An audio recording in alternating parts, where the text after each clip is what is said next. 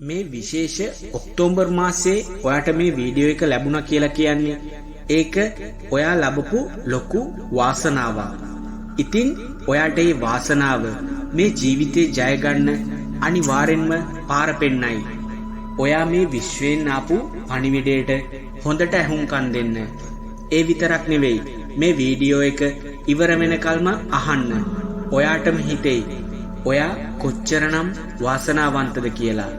ඔයාගේ ජීවිතේට ඕන කරන හැම දෙයක්ම තියෙනවා. ඔයා වර්තමානයේ ජීවත් වෙනවා නම් මේ හැමදේම ඔයාට භුක්ති විඳින්න පුළුවන්. ඔයාට ඕනේ මොනවද? අනාගතයේදී අන්න ඒ අනාගතයේ ඕන දේ ඔයාට ලබා ගන්න පුළුවන් ක්‍රම 10ක් අපි ඔයාට කියනවා. ඒ ක්‍රම 10න් එක ක්‍රමයක් හරි ඔයා අද ඉඳන් ඔයාගේ ජීවිතේට එකතු කරගන්න. මොකද ඔයාට අපි මේ මාසේ 10 වෙනිදා ඒ කියන්නේ 10/10 වෙනකොට ජීවිතේ අනිවාර්යෙන් දිනන්න පුළුවන් සැලැස්මක් අපි ගෙනහලා දෙනවා. මොකද මේ අවුරුද්දට තව ඊ타මත්ම සුළු කාලයයි තියෙන්නේ. ඊළඟට අලුත් අවුරුද්දක් පටන් ගන්නවා. ඒ අලුත් අවුරුද්ද ඇතුලේ ඔයා කොහොම හරි ඔයාගේ ජීවිතේ දිනන්න ඕනේ. ඒකට ඔයා දැම්ම ඉඳන් ඔයාගෙම තියෙන පුංචි පුංචි දේවල් වෙනස් කරලා ජීවිතේ දිනන විදිහ හරියට ඉගෙන ගන්න. අපි අද ඔයාට කියන කාරණා වලින් පළවෙනි කාරණාව තමයි පුංචි පුංචි ඉතුරුම් වල වටිනාකම. ඒක කොයි වෙලාවකවත් අව탁සේරු කරන්න එපා. ඔයාට රුපියලයි නම් ඉතුරු කරන්න පුළුවන්. ඒ රුපියල ඉතුරු කරන්න. කාලයත් එක්ක යනකොට ඒක බරපතල ධනයක් වෙනවා. ඒක ස්ථාවර ප්‍රමාණයක් එකතු වෙනවා. ඔයාට නොදැනීම ඔයාගේ ළඟ පර්ස් එකේ හරි සාක්කුවේ හරි ඉතුරු වෙන කාසි දාන්න පොඩි කප් එකක් ළඟ තියාගන්න. ලීටර් 5ක විතර වතුර බෝතලයක් හරි කපලා ඔයා කැටයක් මොනේ නෑ මොකක් හරි කප් එකක් ළඟට ගන්න. අරගෙන හැමදාම ඔයාගේ සාක්කුවේ පර්ස් එකේ ඉතුරු වෙන පුංචි පුංචි කාසි මේකට දාන්න. ඒ දාලා මාසේ අන්තිමට ඒක කොලයක් කරන්න. ඊට පස්සේ ඒ කොලේ ඒක වෙනම තියන්න. කිසිම වෙලාවක ඒක වියදමට ගන්න එපා. ඒ විදිහට සල්ලි ඉතුරු කරන්න පුරුදු වෙන්න. පොඩියට තමයි පටන් ගන්න ඕනේ. ඒක ලොකු මුදලක් වෙයි ඔයාටත් හොරෙන්න. අපි දෙවණියට ඔයාට කියලා දෙනවා හැම වෙලේම මොනවා හරි දෙයක් ඔයා මිලට ගන්න කලින් දෙපාරක් හිතන්න. ඔයාට මේ දේ ඕනෙමද? නිකන් ආවේගශීලීව සල්ලි වියදම් කරන්න එපා. මොකද ඒක ඔයාව විනාශය කරා අරන් යනවා. මේ ආවේගශීලී වියදම් කියන්නේ දරිද්‍රතාවයටත් වඩා වේගයෙන් ඔයාගේ ධනය විනාශ කරන දෙයක්. ඒක නිසා කිසිම දෙයක් ගැන ආවේගයෙන් ඒ කියන්නේ කේන්තියෙන් හරි තරහවකින් හරි ඔයා ඒ දේ ගන්න එපා. කාටවත් රිද්දන්න හිතාගෙන සමහරු එහෙමත් සල්ලි වියදම් කරනවා. මේ සල්ලි තියෙනවට නෙමෙයි. ඒත් තව කෙනෙකුට පේන්න මෙන්න මේ විදියට නිකන් නිස්කාරණේ සල්ලි වියදම් කරන්න එපා. හැම රුපියලකටම වටිනාකමක් දෙන්න. ඔයාට ඒ දේ ඕනෙම නම් විතරක් ඔයා මිලට ගන්න. එහෙම නැතුව හිතෙන දේවල් මිලදී ගන්න යන්න එපා. තුන්වෙනි කාරණාව විදිහට ඔයාට අපි කියන්නම්. ඔයාගේ වියදම් ගැන නිරීක්ෂණය කරන එක පුරුද්දක් කරගන්න. Tamanගේ මුදල් කොහේ යනවද කියලාවත් දන්නේ නැති මිනිස්සු Taman බිඳ වැටෙන්නේ කොහොමද කියලාවත් හරියකට දන්නේ නැහැ. ඒ නිසා ඔයා හොඳ නිරීක්ෂණයකින් යුතුව වියදම් කරන්න. එක රුපියලක්වත් ඔයාගේ අනුදැනුමක් නැතුව ඔයාගේ සාක්කුවෙන් හරි ඔයාගේ පර්ස් එකෙන් හරි එළියට යන්න දෙන්න එපා. මේ අපි කියන කාරණාවලින් එක කාරණාවක් හරි අද ඉඳන් ජීවිතයට එකතු කරගන්න. ඔයා ජීවිතේ දිනනවමයි. අපි කියන හතරවෙනි කාරණාව නම් වෙන අයව විශ්මයටපත් කරන්න ඔයා කිසිම දෙයක් වියදම් කරන්න එපා. ඒ කියන්නේ මොනවා හරි ගන්නව නම් ඔයා ඒක තව කෙනෙක්ව පුදුම කරන්න නෙමෙයි. ඔයාට ඕනේ නිසා ගන්න. ක්‍රීඩාවකට වේවා මොනම දෙයකට හරි ඔයා රුපියලක් හරි වියදම් කරනවා නම් ඒක ඔයා වෙනුවෙන්. එහෙම නැතුව වෙන කෙනෙක්ව පුදුම කරන්න හිතාගෙන වෙන කෙනෙක්ගේ අත්පොලසන් බලා ගන්න ඒම දෙයකට වියදම් කරන්න එපා. ඔයා වෙනුවෙන් විතරක් ඔයා වියදම් කරන්න. ඊළඟ කාරණාව තමයි පස්වෙනි කාරණාව. අයවැය කාරණේ නොසලකා හරින්න එපා. ඔයාගේ මුදල් වලට සැලැස්මක් කියන්නේ ඒක ඔයාගේ අනාගතය වෙනුවෙන් තියෙන සැලැස්මක්. ඒක නැතුව ඔයා හරියට අන්ධ මිනිස්සෙක් වගේ ජීවත් වෙන්නේ. ඔයා අන්ධ වෙන්න එපා.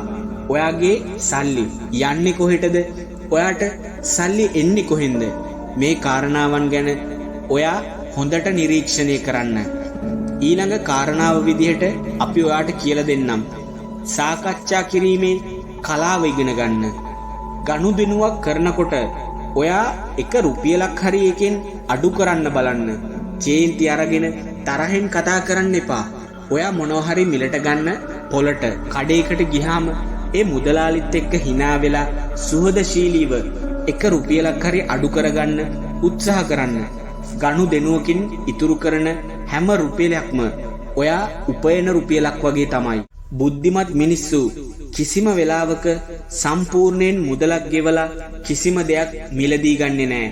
ඒක කල්පනාවට ගන්න.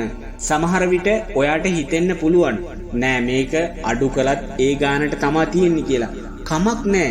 ඔයාගේ පර්ස් එකේ රුපියලක් ඉතුරු වෙනවා නම් ඔයා ඒ වෙනුවෙන් වචනයක් කතා කරන්න. කතා කරලා අපි මේ කියන්නේ මුලින් කිව්වා වගේ රණ්ඩු වෙන්නවත් කෑකෝ ගහන්නවත් නෙවෙයි. ඔයා බොහොම ආදරෙන් hina වෙලා මෙත් සිතින් කතා කරන්නකෝ. අනිවාර්යෙන් රුපියලට රුපියල් 2ක් අඩු කරලා දෙයි. අපි ඊළඟ කාරණාව විදියට ඔයාට කියලා දෙනවා. ඥානවන්තව ආයෝජනය කරන එකේ මූලිකම කරුණු ඔයා ඉගෙන ගන්න. ඔයාගේ මුදල් ගුණ වෙන්නේ නැත්තම් ඒක මිය යනවා.